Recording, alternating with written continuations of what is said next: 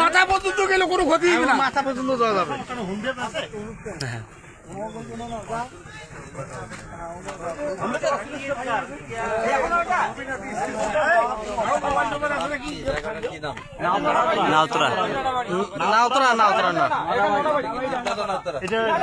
এইদিকে ডিমলে ওইদিকে নাওতরা, মাঝখানে নদী।